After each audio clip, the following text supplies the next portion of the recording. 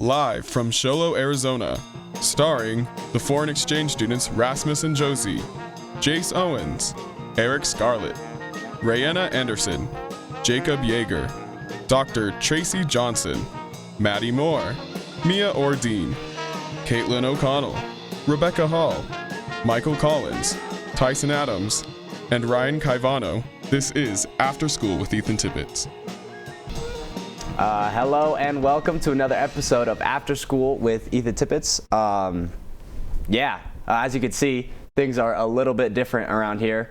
Looks a lot nicer, can I just say. We're at the Sholo TV studio. They are letting us use it for the show, and we are beyond grateful for that. We have a lot of people we're going to talk to today, and I say let's just get right into it. A lot of stuff's happened, but we can get into that later. So right now we have Mouse and Josie, our foreign exchange students this year. How are you guys doing? I'm doing great. Yeah. Okay, so how are you liking Sholo? Sholo is awesome because there's so much, there's just this high school atmosphere, which is totally different than what we used to because we just had school and that was it. Mm-hmm. And Sholo is great because it's so relaxed and down to earth, so you kind of feel like, okay, I'm here. Okay. I like it a lot. It's really fun here, and also the people here are really cool. So yeah, that makes me feel good because when I hear you guys are from Denmark and Austria, it's those places are way cooler than Sholo, Arizona, and also I haven't been out too much, but so you're from Denmark and Austria. We talked about this a little bit before. What's your full name?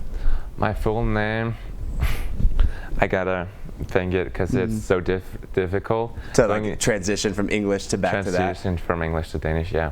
So my full name is Rasmus Krog Jensen. That's so cool.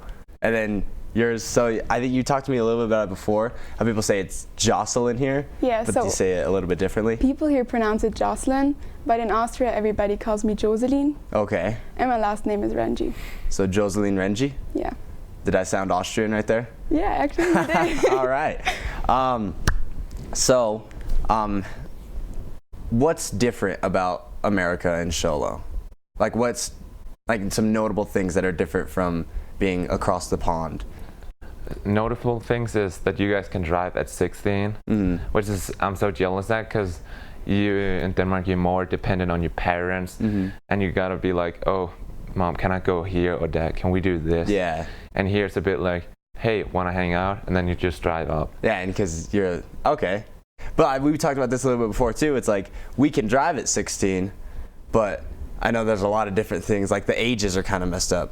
So we can drive at 16, and we can vote at 18.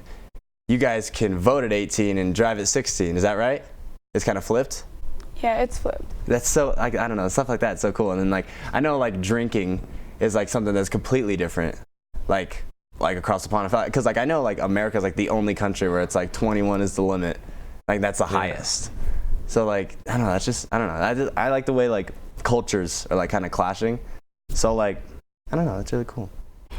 So what specifically have you guys been doing in Sholo and with the school and stuff? What specific? I've been playing soccer with their high school team. And then in the weekends, you mostly go quadding or going down to the Roseville Lake, which is so fun tubing, or wakeboarding or kneeboarding. That's so fun. It's one of my favorite places to be. That's really cool. And I know you're in cheer, right? Yeah, I'm in cheer. So I come around in Arizona a lot for cheer because we travel to all of the games. Yeah. So I already saw a lot of Arizona. That's so cool. Are you liking it a lot? Yeah. Are you guys both liking Sholo? Yeah. Okay. I enjoy it so much. I wish we would have cheer in Austria too, but yeah. So you guys don't have a cheer team in Austria? No, we don't even have football. Really? No. Football is in soccer football or football? Soccer is our main sport, but football we don't have that at all. Really? Yeah. Do you guys play rugby? Is rugby big in Denmark and Austria? Rugby is not big either. Really? Dang. If only you guys were Australian. So, do you guys miss being home and being in Denmark and Austria? Yeah, I do, but I'm trying not to think about it because if you keep pulling yourself back too much because you think about you miss your family, it hurts even more. So it's all about keep moving and keep doing stuff, so you don't get like stuck doing something you don't want to do. You feel the same way? Like, of course, I miss my family and my friends, but I mean, it's just like, it's not a long time that I'm here, and I just want to enjoy the time that I'm here, so I just don't think about it much. I like that a lot. So we're just about out of time here for your interview. I just want to say thank you guys so much. I'm really glad you guys are the foreigners, because you guys are, like, just talking to you for like 20 minutes there. Like, you're really cool, and like I'm really glad you guys have an opportunity. And I'm glad that I would have never talked to you guys if you weren't foreigners. So thank you guys so much. We'll be right back with Feast of Carols and the Kings and Queens of that.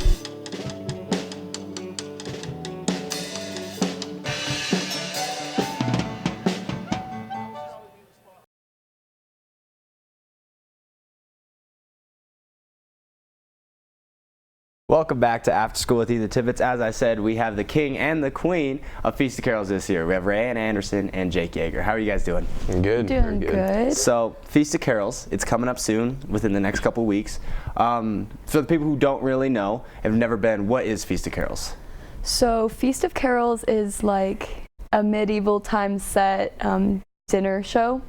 So like we provide like a meal, and then we perform for you set in like the medieval times, and it's like 2 kingdoms. You're so kind of involved in it. It's like a what's the word? What's the phrase? Dinner and a show. Yeah. That's what it is. So it's like a play too, right? Like there's like a story to it. What's the story of it all? We in past years we've done different kind of sets with it. This year specifically, it's based around 2 kingdoms, and that were, hatred came into the lands. They were fighting. They really didn't like each other, and then our princess in the play, our daughter, she fell in love with the prince of the lowlands. So this year our Feast of Carols is just the 2 kingdoms uniting to through their love and their Okay, so it's like a coming of age kind of story thing. It's like two different things kind of meeting together. It's kind of like a Romeo and Juliet story. I see it, And it's kind of just like, you know how the Christmas season is about, love and just coming together and stuff. And I think that's kind of just like what the show kind of encaptures. It's just the unity and coming together. It's based in like the 1500s, right? Yeah. Okay, that's really cool. And you got like the costumes and all this stuff. And we get to wear crowns. And then I know, like, I've been before, and I know there's like a gossamer kind of roof thing, and it's like, so it's in Whipple Ranch Elementary. Yes. Which is like, you go in, it's their gym, right? So you go into that gym without anything in it, that's the gym, and it's like, whoa, right? But I've been after they've finished decorating everything and the entrance and all that. It's like a new place. Yeah. Like, it's so beautiful in there. So who all does all that? Is that you guys, or is that? The cast decorates. Yeah, the cast does it. Like, each student has kind of an assignment, and then like I know a lot of parents come in and help too. So like me specifically, like I'm in charge of decorating the hallways. So when people walk in, they like walk into like this like really cool decorated walls, and then we have like all of the past feast pictures coming in, and it's a really cool experience. And like the past costumes and stuff, like the old costumes they don't use anymore. Yeah. And the costumes are pretty crazy too. Like every single one is like a different color, different color scheme, different things going on. Like I think no 2 costumes are the same. And like and so like we're separated from the highlands and the lowlands. So the highlands are kind of like the brighter colors and stuff, and the lowlands are kind of darker colors, and you can kind of just see that personality run through both kingdoms. So is the show just based on like, so you guys are like royalty, right? And that's like all the people in like the costumes who are kind of sitting up on the chairs. Is that kind of what the show is like about, or is there like more to it than just the royalty, like the royal court? It runs deeper than that, and we can't really put the show together without the help of all our servant singers, the parents and faculty members that do put a lot of work into it to help us get through it. But for the most part, the royal court does make the show, and without everyone on track, everyone on board, it would be hard to get it done. I think we're in a good spot right now. Moving ahead. Well, what I do think is cool is the servant singers actually do a lot. They serve you food, of course, and we have like different, like, I just like how the show, like, the people that come to watch it get to interact, because like we have beggars who come in and kind of just sing to everyone, and like you get to like put little coins in their in their cups. And then we have like flower girls who come and sell you flowers and stuff, and it's just like kind of just interactive, and we have a lot of other people. And I know there are like some songs where the royal court will be singing them, and then they go and walk throughout the crowd as they're singing, you know. Yeah, so and then they have people like come to watch really do get to interact and have fun with it. You get to like, there are points where like some people from tables get to stand up and go interact with the royalty, like getting salt or getting knighted and stuff like that. That's really cool. So it's like, it's almost like the crowd is a part of the show at some points. Yes. That's really cool. So yeah, because I think with a lot of like plays and stuff, like you can admire what's happening on stage and stuff, but as somebody who doesn't go to plays, as just like a person who wants to go see a show, being involved in that show would make it a lot better.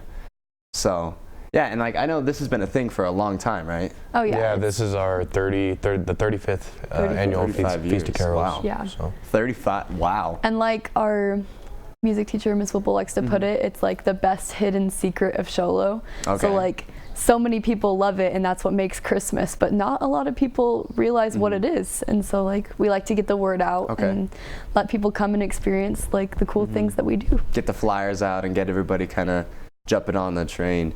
I don't know, I like some people like just like going back to like the crowd, like the involvement and stuff, like I've seen some people like they dress up in like almost like medieval kind of attire like to it, and like that's so cool. I don't know, from what I've seen of it and from what I've heard of it, it like brings a lot of people together. And there's a lot of tradition, and there's a lot of cool stuff that goes out. And well, there's a lot of families that have, you know, come and gone through the show. I mean, that's a big part of it. It's more of a family thing that people, that's why they go and attend, and it's really dear to them. And me personally, I'm glad that I can be a part of someone else's happiness, and that's the reason I do it. It's not only a tradition for our school, but a tradition for other families that come up. So it's pretty cool. So during rehearsals, I can only imagine, as being a bunch of high school kids, it doesn't go the greatest way all the time. Is that because, do you think a lot of them aren't really thinking about the full scope of the show? I think a lot of people don't have their like head in the game until like the week of, and you're like, wow, this is actually happening, and then everything just seems to come together. So like no matter how our practices go, sometimes like everyone just wants to pull their hair out, but like at the end of the day it always turns out like amazing, like better than ever. So from what I've heard of it, it's like it's always just like a great show. And it's always, and I know I don't want to spoil the ending for anybody, but I know at the end you guys have these candles and you turn out all the lights and it's just like coming around, and it's like there's like candles surrounding everybody who are sitting in those chairs. It's really gorgeous, actually. Yeah, I like, think it's and that's some sentimental time for a lot of people. Kind of just listen to like what we do with the candles and stuff. Like it's really beautiful. All right, well, I think we're just about almost out of time. So if you want to tell the people when the shows are and how much each ticket costs, tickets are still available, right? Yes, we have a lot of tickets still to sell. Thursday, our shows go Thursday, Friday, and Saturday, December 5th, 6th, and 7th. Thursday is our dessert night, so it's a dessert only. You still get the whole show and everything. You just don't get the whole meal involved. That show is $9 a ticket. Friday, the December 6th, that's a main show. That's the full course dinner and everything. Okay. That is a $22 show. On Saturday, December 7th, we have two shows. Matinee, which is just a soup and salad. You still get the whole show, but the soup and salad is the only thing involved. That's $18. And Saturday evening, you have the whole show again. That's usually our best show, because usually we kind of work out kinks here and there between the shows. But Saturday evening is very magical. That's when everything really comes together. You get the full feeling of Feast of Carols. I think we have like 80 tickets or something for that show. We actually only have 10 tickets left. Oh, 10 tickets left? So that's going fast. We have. But that show is $22 as well. Okay. Yeah. So the $22, like for the full meal shows, that pays for your meal, for everything, like the entire. Yeah. You just go get your ticket at Loft Green Photography. Yeah. Okay. And that's like right by Sonic, right? Like across the street from and it's by Southwest Transmission, kind of just right there. If you've never been to Feast of Carols, you should come out and go to Feast of Carols. They have a Saturday matinee show. That a lot of people, from what I've heard, that was kind of the least popular one, but still the same show, still the same. All of them are still great. Okay, so yeah, I mean, if you have nothing better to do on December 5th, 6th, and 7th, come on out to Feast of Carols, because it's going to be a great time. Thank you guys so much, Rayanna and Jake. Thank you. No problem. And we'll be right back.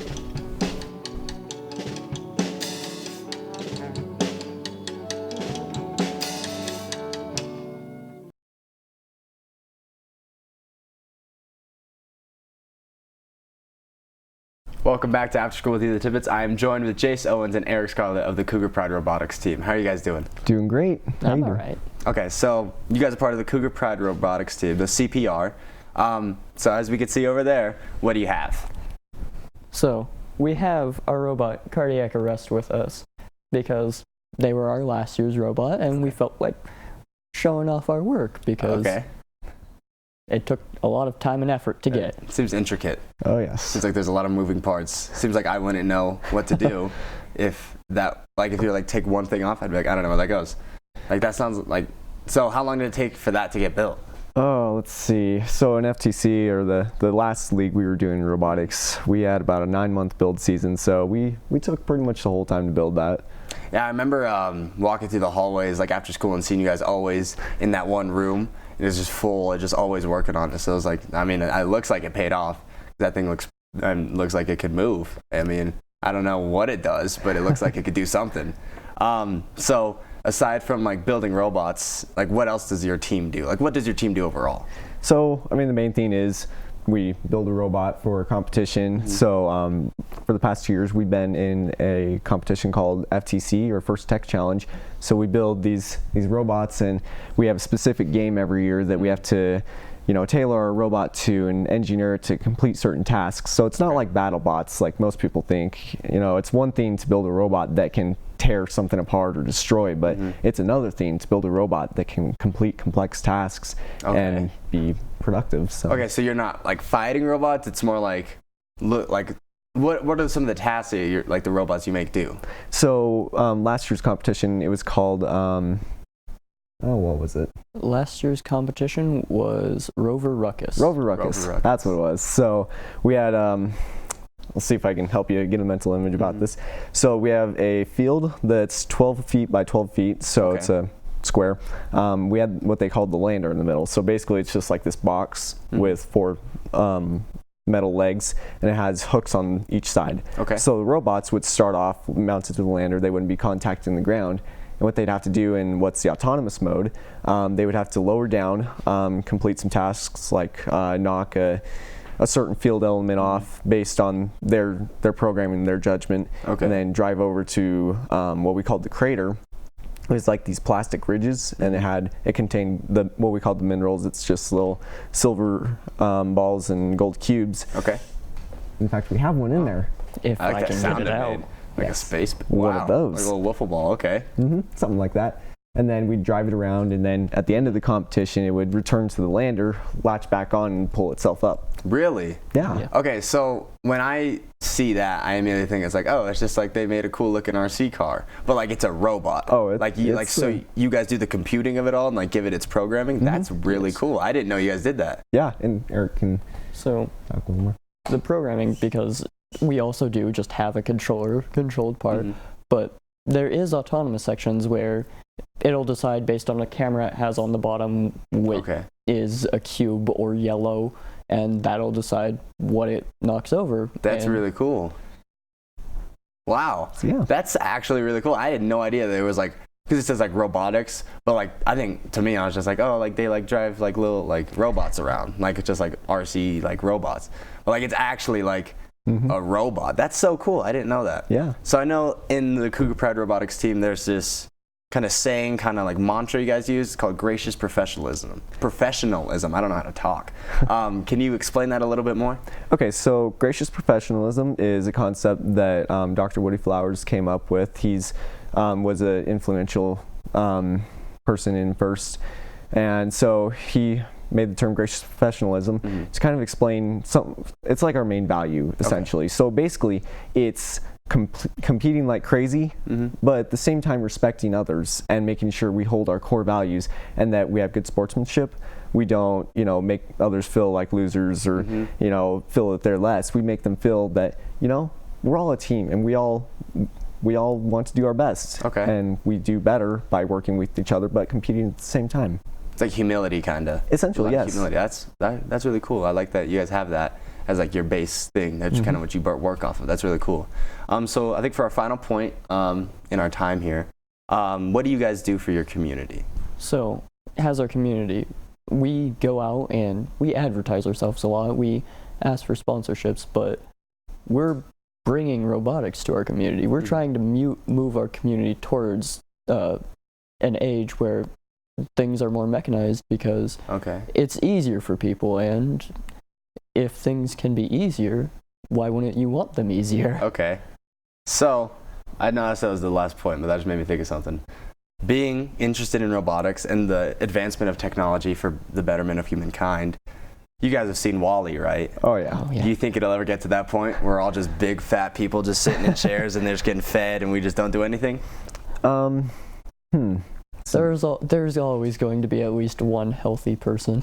Okay. Hopefully. Yeah, okay, I could see that. I was like, yeah, all right. Well, I'm really glad I had a chance to talk to you guys. You guys really opened my mind to a lot of stuff that I didn't even know you guys did.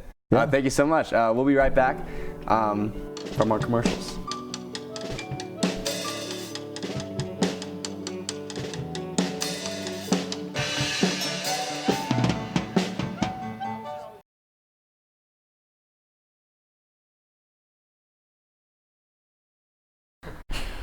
Welcome back to After School with Ethan Tippets. We just went on lunch break, and now we are back with some representatives from NHS. We have Mrs. O'Connell and Rebecca Hall. How are you guys? I'm great. How are Wonderful. I'm good. So, personally, I mean, you talked a little bit, like, during that little break of what NHS was, but I'm still not too sure what it is. So, like, explain what NHS is. So NHS is a club that's based on community service, and scholarship and leadership and character are our pillars that we base our club off of. We just mostly focus on community service is a big part of our club. Okay. So what are some of the things you do for the community in NHS? We do tutoring. So that's starting soon. We tutor the kids, like whoever needs help. Yeah. And we also do the blood drive. So we set that up. They come to the high school and people sign up and donate blood. So how do you guys get in touch with the people who do the blood drive? Or like you guys physically are like, there's an organization that does the blood drive. Oh, they just, Vitatech? They just changed their name. Yeah, something. Yeah. It used to be United Blood Services, and then they just changed it. Yeah, I'm like every year you guys like set up in the foyer and like sign up for the blood drive, and then I always get the paper, and then I always forget to fill it out. But yeah, I know a lot of people participate in the blood drive. So yeah, that's like a big thing that you guys do for the community. So like on a more like personal level, like Becca, I know you're involved a lot in the school. What you joined NHS, right? Yeah. How does joining NHS work? So you have to have a 3.5 GPA or above, and you're invited to apply. And then you decide if you want to apply or not, go through the application process, and then it kind of, all of our officers look at all of the applications and decide yes or no if you join. So why did you decide to join NHS? Most of my reasoning is because it's good for scholarship stuff and for college. But I like serving, you know, doing stuff for other people. I enjoy that. So, yeah. That's cool. So you do like actual like community like service, like helping people. Yeah, like Tuesday, I think we're going to the elementary school and we're going to help them with an activity they're doing. Oh, really? The turkey trap. That's cool. We helped, this wasn't for NHS, but like in student council, we help with the, it was NHS too, I guess, but we help with the teaching the little kids about like fire safety and stuff like that. And last year we did the Love Kitchen. We went and helped at the Love Kitchen. Okay, yeah, so I remember hearing about that. Yeah, we do. Yeah, there was a few years ago. Yeah. We did the color run when they had it up. Oh yeah, with all the powder and stuff. Okay. Yeah, that's really cool. You guys are like involved in a lot of like the big like helping the community things. That's kind of funny because like to me, like for me, like I don't think I've ever done like community service. Cause like I like helping people, but then it's like I've just never like went and actually like, oh, we're gonna do this event because we're helping this group of people, and I think that's like really cool. That, like you guys are like, we are doing this. So in NHS, I know there's like you have to get a certain amount of like NHS hours. Is that a thing where you have to like meet a quota of like? Yes. Okay. We have a certain amount of in-club and out-of-club hours that students have to complete. And then we also have a point system, which is basically like if you have scholarships, you get a point, your GPAs are points, and they have to have that by the end of the year. Clubs you do and stuff like that. So like the more points you have, does that just mean like? You just have to have at least 15 points in order to stay in the club. Okay. That's cool. So, and like the more points you have, the more things you can talk about to future employers or colleges or stuff like that. So it really is like a good way to like help like kids who like are already doing the right things to do even more things to help them in their future. And I saw the points, and I didn't think I did much, and I saw them, and I was like, oh, I do that, and I do that, and that, and that, and that. So it's easier to realize, oh, I do all those things, and you know, I am useful and helpful. Yeah, because like I think a lot of people like they help people, but they don't really like have a way to quantize it until they think about it. So I think that's something like what she just described. It's like, oh wait, oh I do this, oh I do this too, I do this, and it's almost like recognizing for more yourself. Be like, look at all these things I've done. And then like I didn't even notice that. And it's like, what if I put even more work and I could do all these other things? Like I don't know. It's like it kind of reminds me of like I could see somebody in the NHS like joining the Peace Corps or something, like really like helping people. Like that's awesome. I don't know. That's really cool. Well, we're just about out of time. So just like one last question. Is there anything like coming up that like any big fundraisers or events that you guys are doing with the community service? Our next blood drive is in February. I believe it's February 19th. I can't remember off the top of my head, but all right, that's the next huge thing we're doing. All right, thank you so much, and we'll be right back after this short break.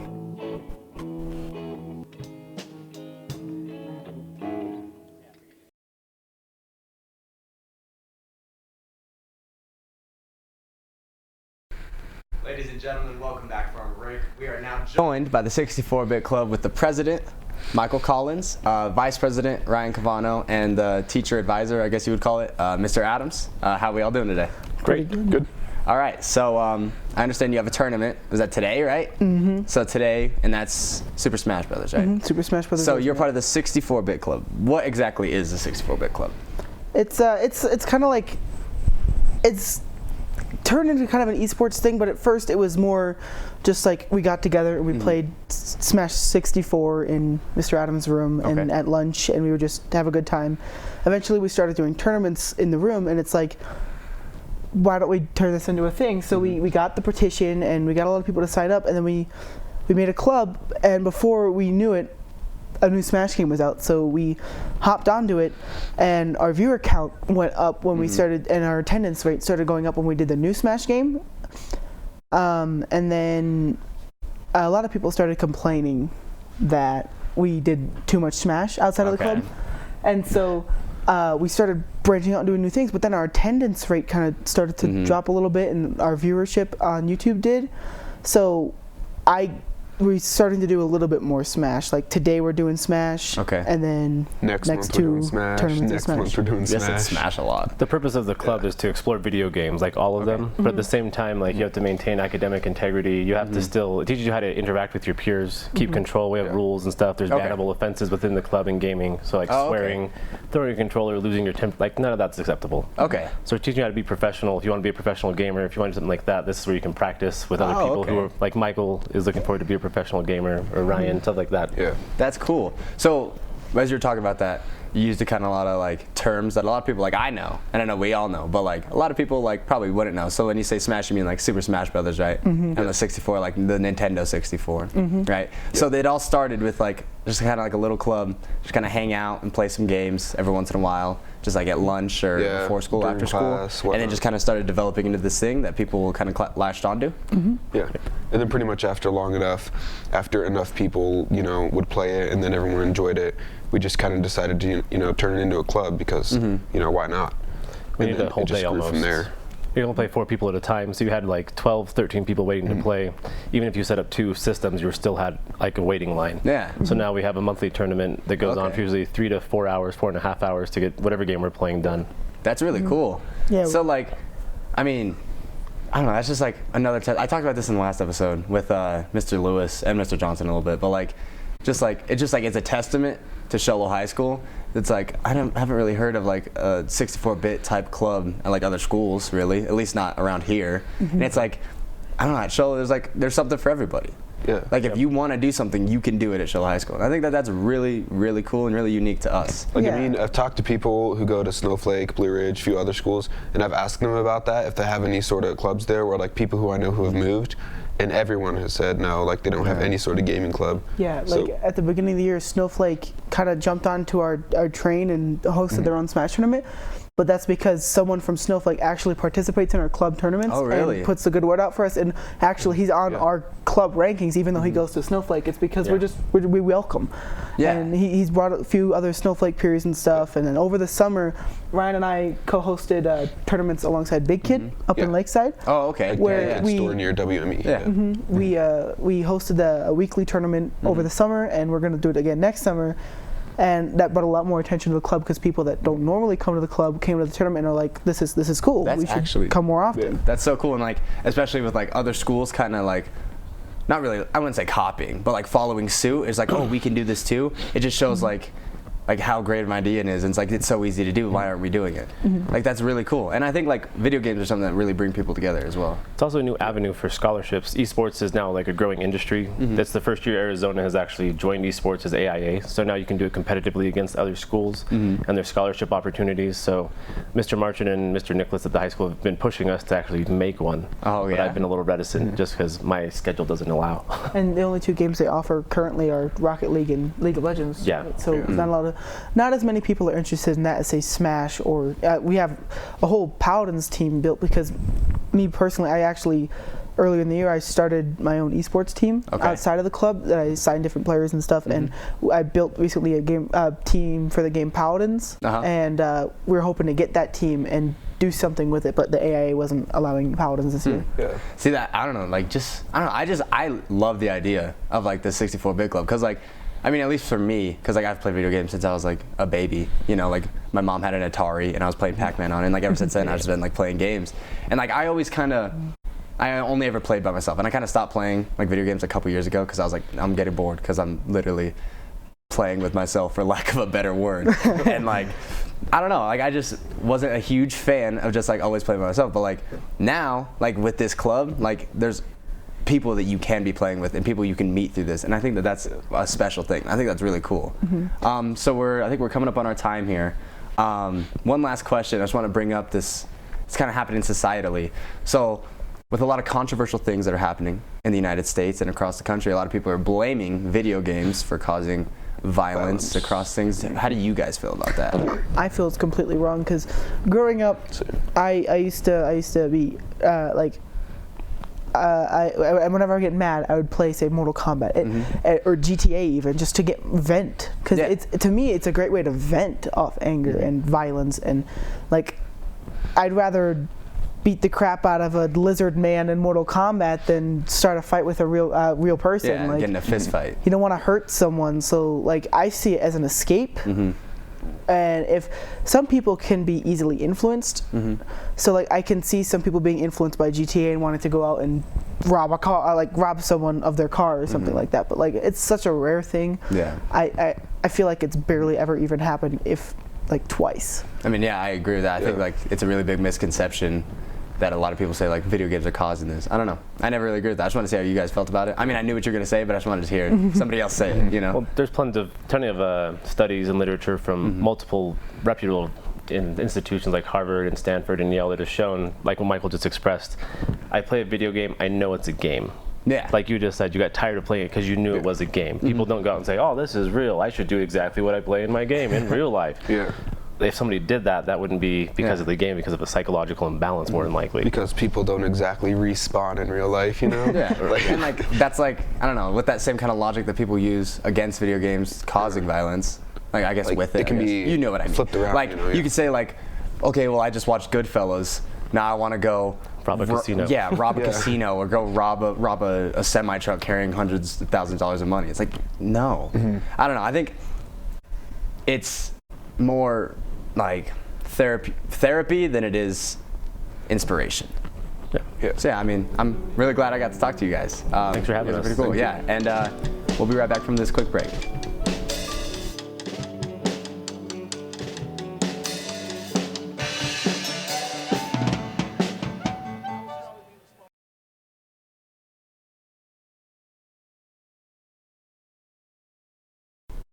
Welcome back to After School with Ethan Tippets. We just took a short break, and now we have our new photography teacher, Dr. Johnson. Yes. And then we have two of her representatives from Yearbook Club. So, hi, how are you?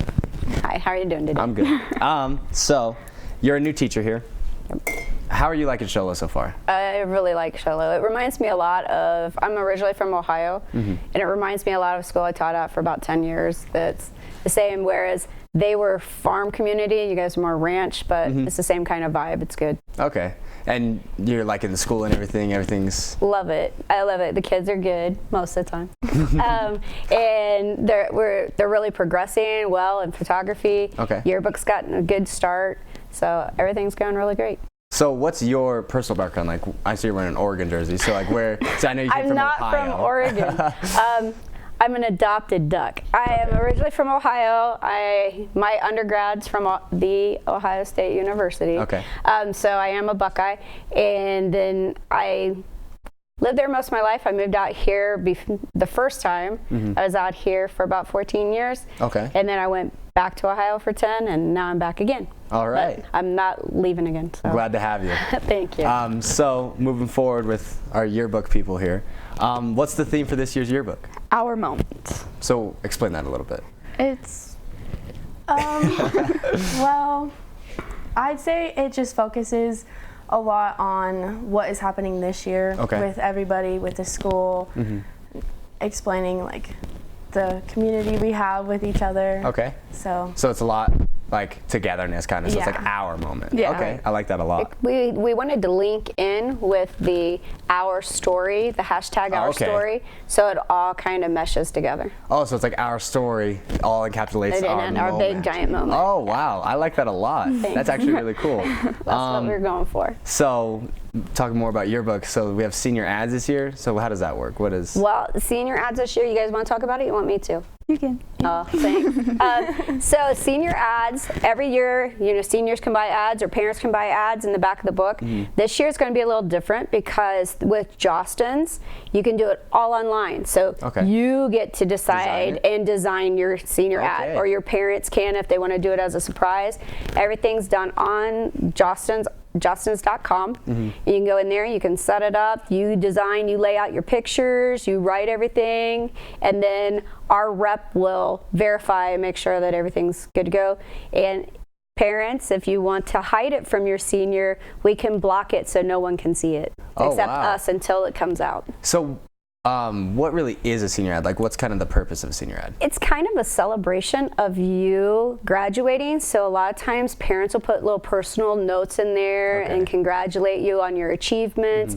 A lot of times they'll put pictures going from baby all the way to graduation, or if you went and had senior shots done professionally, you can put those in there. Sometimes friends will do ads together, or brothers and sisters, families. So it can just encompass a little bit of everything. So how much is a senior ad? Well, they run, they vary. We have to verify all that with Jostens to know exactly, but we'll be putting that out in the next few weeks. Okay, so you talk a lot about Jostens. What exactly is Jostens? Jostens is our new yearbook company. So they are the publishers. They're one of the largest in the United States.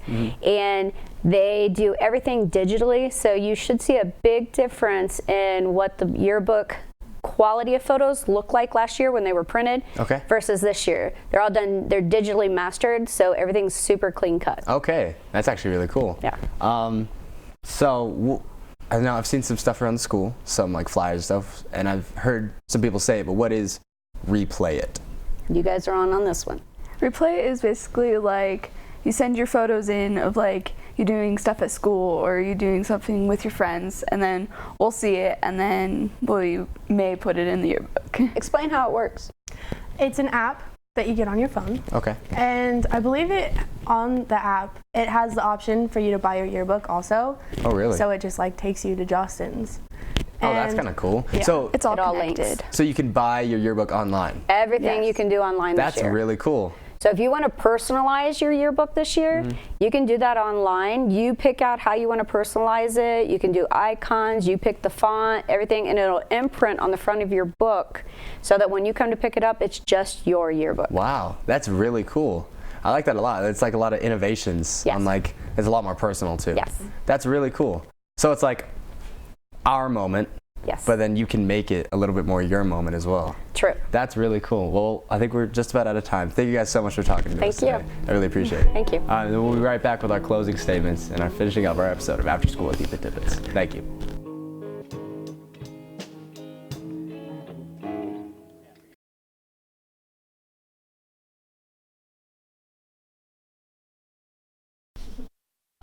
Welcome back.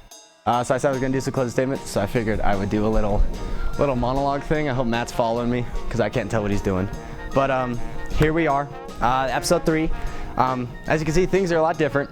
Things look a lot better. Personally, I think these cameras are pretty freaking amazing. I can see myself up there. You guys can't, but I look good. Yeah, we got these nice couches. We got everything nice. We got great guests today. The third show was just a success, I think. I mean, I haven't seen it yet because we just filmed it, but like, I think it's a success. We have all the crew here, all looking at me. I feel so loved. I feel so supported. Yeah, so we don't have like an audience this time. We didn't have much of one last time, but we don't really have an audience this time either. But I don't know. I had a lot of fun, and I'm just want to do a quick PSA. And I just wanted to say thank you to Mr. Butler for letting us do all this, giving us the opportunity to, put ourselves out there, put our skills out there, give us real work experience. Thank you to Shola TV, of course, for providing all this great stuff for us, and giving us real pointers, because they do this as their jobs. Thank you to everybody in the film class for taking this class, because I've grown closer to all of you. And I will see you in the next episode. Thank you so much.